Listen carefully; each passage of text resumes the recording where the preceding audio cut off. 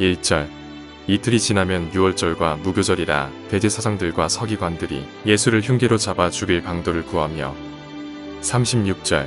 이르시되 아빠 아버지여 아버지께는 모든 것이 가능하오니 이 잔을 내게서 옮기시옵소서. 그러나 나의 원대로 마시옵고 아버지의 원대로 하옵소서 하시고.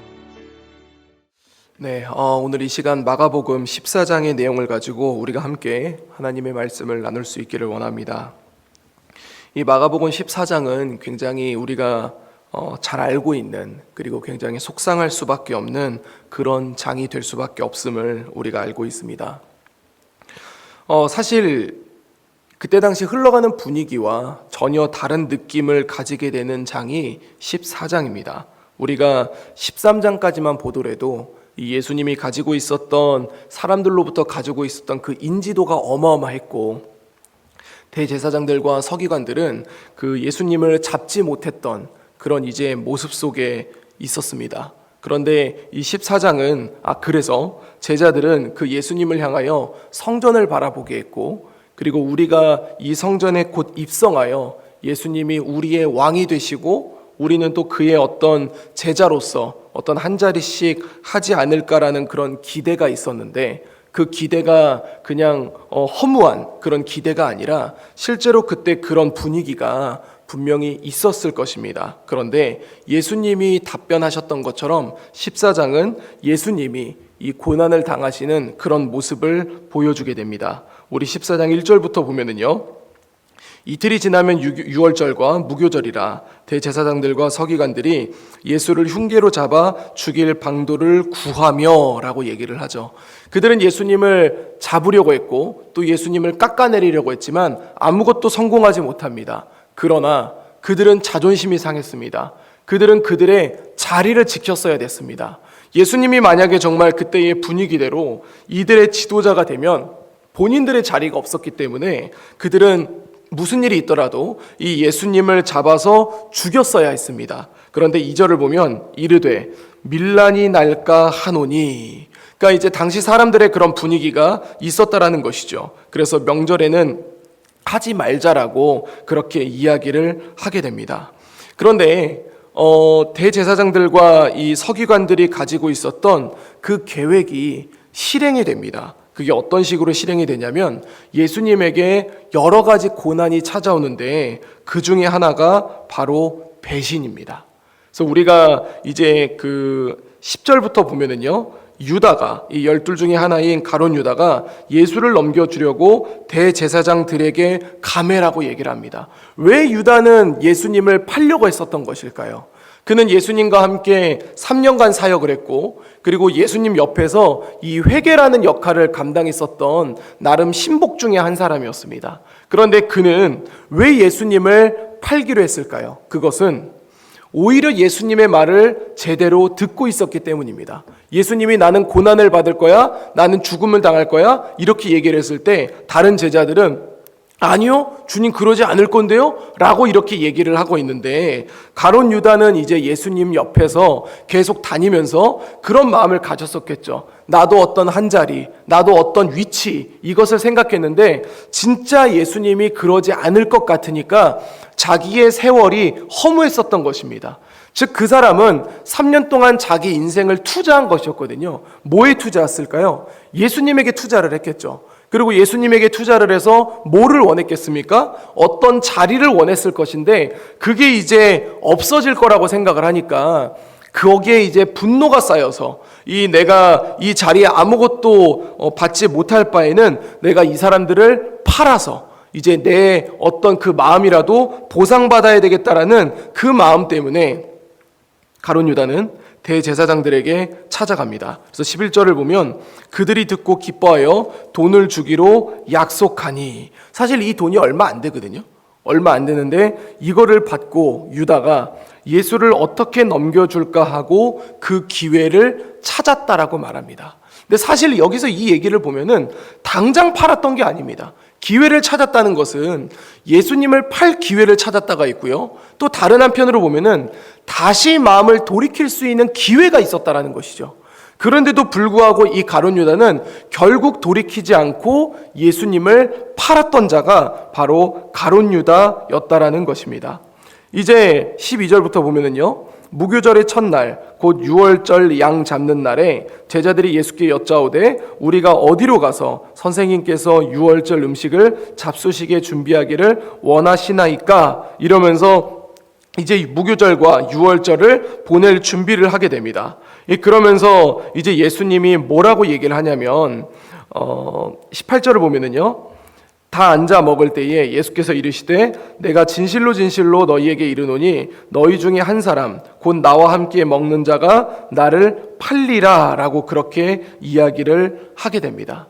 그러면서 이제 여기에 대해서 이야기를 할 때 제자들이 나는 아니죠 이렇게 얘기를 할 때 우리 본문에는 기록되어져 있지 않지만 다른 성경을 보면은 여기서 이제 유다가 밖으로 나가더라라고 하는데 그 배경을 보면은 어둠 속으로 나갑니다.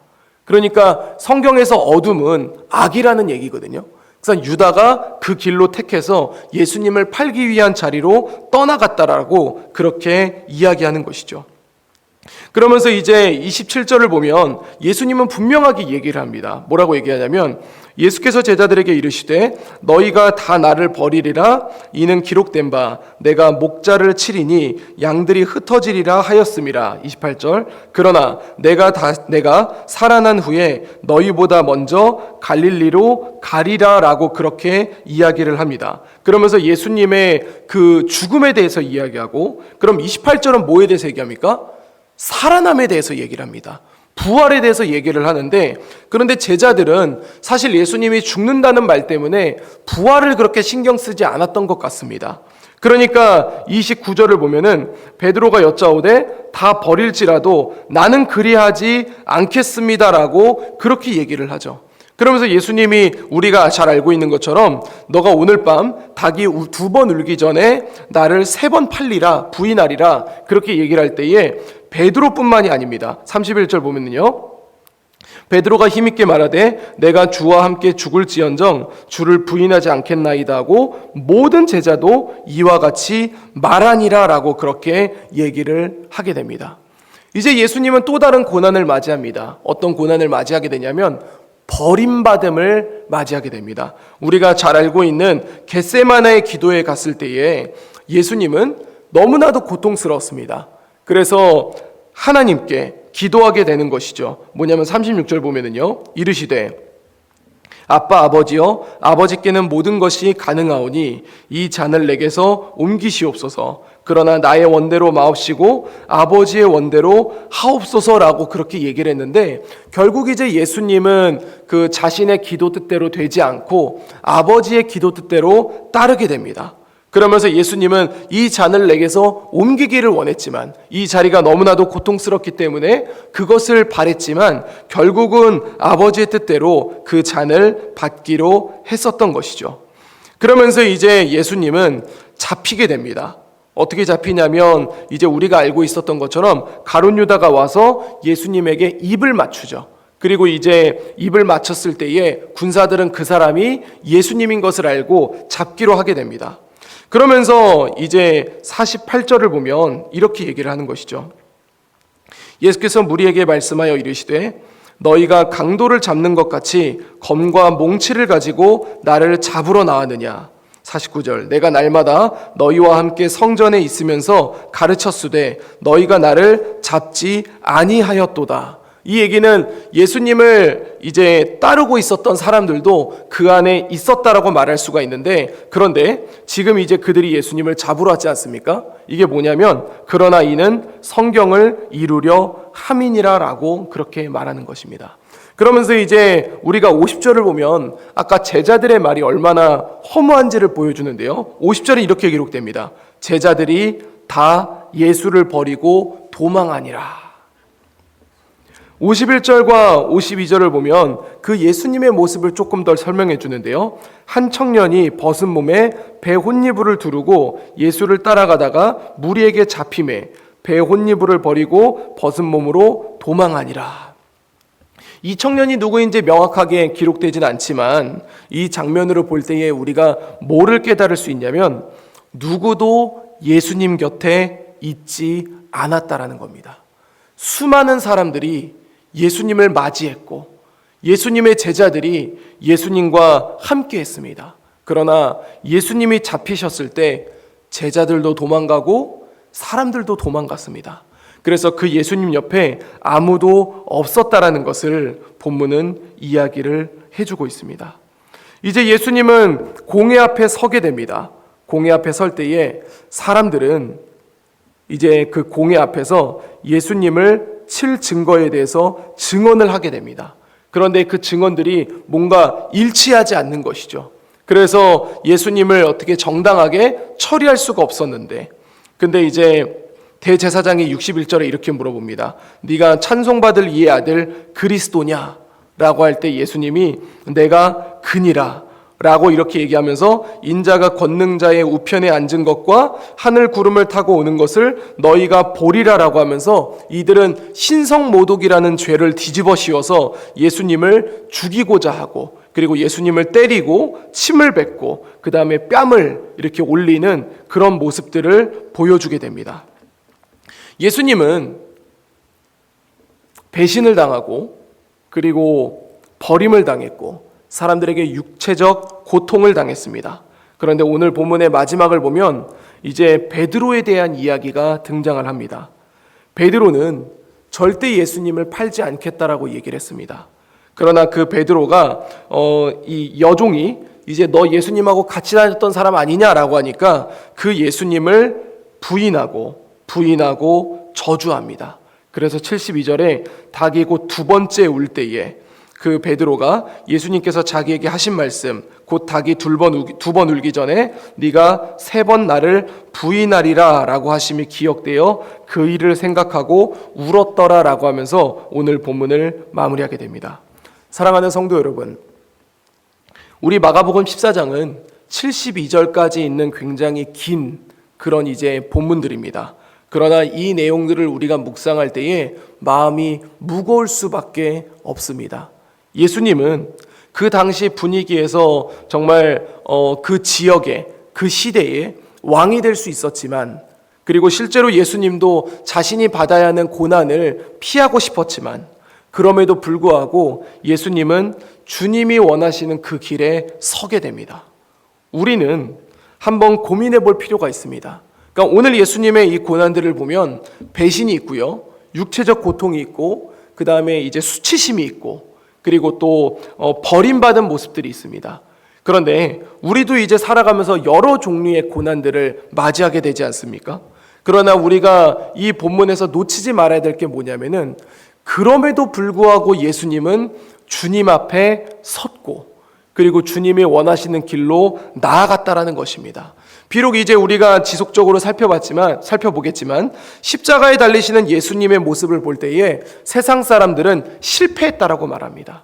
그러나 결국은 이제 그 예수님이 십자가에 달리심으로 말미암아 예수님은 그를 믿는 모든 자들을 구원하시는 엄청난 역사를 이루어내신 하나님의 아들이 되심을 우리가 알 수가 있다는 것이죠. 우리는 이 땅 가운데 어떻게 살아야 하는 것일까요?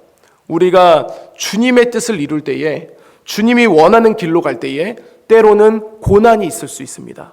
때로는 어려움이 있을 수 있습니다. 어떤 사람은 우리에게 너 실패한 인생이야 이렇게 말할 수 있습니다. 절망감이 올 수 있고 수치스러움 속에 있을 수 있습니다. 그러나 우리가 이 본문을 읽으면서 놓치지 말아야 될 것은 뭐냐면, 우리 예수님은 그 길을 걸어가셨다라는 것이죠.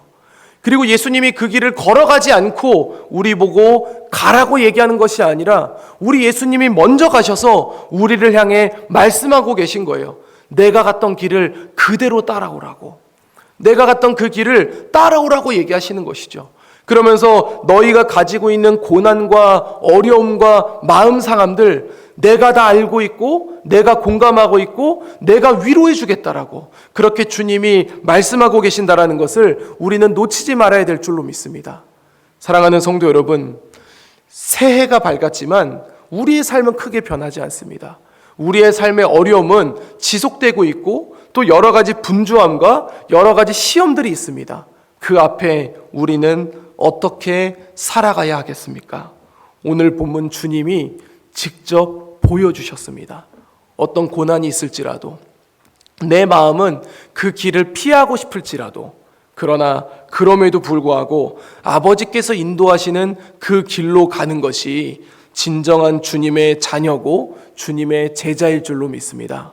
이제 오늘 하루가 시작됩니다. 오늘 하루 우리가 또 여러 모양으로 각자의 자리에서 살아갈 텐데, 우리 주님 앞에 세상의 삶이 아니라, 그리고 여기 발걸치고 저기 발걸치는 애매한 인생을 사는 것이 아니라 예수 그리스도의 제자의 삶을 살아갈 수 있는 우리 재건부평교회 모든 성도님들의 하루가 될 수 있기를 우리 주 예수 그리스도 이름으로 간절히 축원드립니다. 기도하겠습니다. 이제 오늘 받은 말씀으로 함께 기도하겠습니다. 여러 가지의 고난 속에서 자신의 감정도 그 길을 걷고 싶지 않았지만 그럼에도 불구하고 아버지의 뜻을 향해 전진하는 예수님을 발견하게 하옵소서. 우리 예수님의 길을 바라보며 우리의 심령 가운데 강력한 도전을 주시고 우리도 그 길을 향해 걸어갈 수 있게 하여 주시옵소서.